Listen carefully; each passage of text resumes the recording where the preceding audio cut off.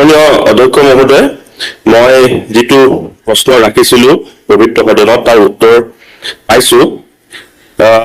মোৰ এটা অনুৰোধ, কাৰণ আমাৰ চৰকাৰে যি সুন্দৰভাৱে প্ৰায় 25 লাখ টকা ব্যয় সাপেক্ষে শিশুসকলৰ প্ৰাথমিক শিক্ষা, স্বাস্থ্যৰ কাৰণে, মহিলাৰ কাৰণে যিবিলাক অংগনবাদী কেন্দ্ৰ, আদৰ্শ অংগনবাদী কেন্দ্ৰ, পূৰ্বতে অংগনবাদী কেন্দ্ৰ আছিলে বা আদৰ্শ, সঁচাকৈ আদৰ্শ অংগনবাদী কেন্দ্ৰ নিৰ্মাণ কৰিছে। খুব সুন্দৰ, সকলো ধৰণৰ প্ৰয়োজনীয়তা তাত পূৰণ কৰিছে।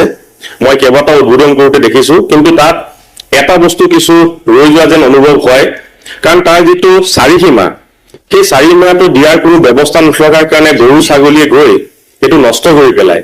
গতিকে ইয়াতে এই প্ৰভিজনটো নাই বুলি কৈছে। মই ভাবো যে অন্তত হাফ ৱাল দি কাটা পেৰা বেৰ যদি দিয়ে, অন্তত ইমান 25 লাখ টকা ব্যয় কৰা এই আদৰ্শ অংগনবাদী কেন্দ্ৰকেইটা পৰিষ্কাৰ হৈ থাকিব, সুন্দৰ হৈ থাকিব, য'ত শিশুসকল, গৰ্ভৱতী মহিলাসকল যদি যায় সেই পৰিৱেশটো লাগে। গতিকে মই এইটো অনুৰোধ জনাইছো। সন্মানীয় অধ্যক্ষ ডাঙৰীয়া, সন্মানীয় সদস্যগৰাকীয়ে ভাল এটা উপদেশ দিছে, কিন্তু অধ্যক্ষ ডাঙৰীয়া 25 লাখ টকা দিয়াৰ পাছত পুঁজি অলপ কমি যায়।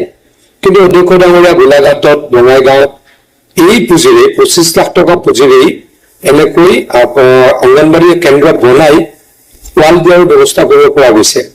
গতিকে সন্মানীয় সদস্যগৰাকীয়ে সেই কথা কেনেকৈ গোলাঘাটত বনাইছে, কেনেকৈ বঙাইগাঁৱত বনাইছে, অলপ যদি খবৰ নাই, ময়ো শিকিলো অধ্যক্ষ ডাঙৰীয়া, ময়ো তেনেকে কৰিবলৈ মোৰ সমষ্টিত চেষ্টা কৰিম।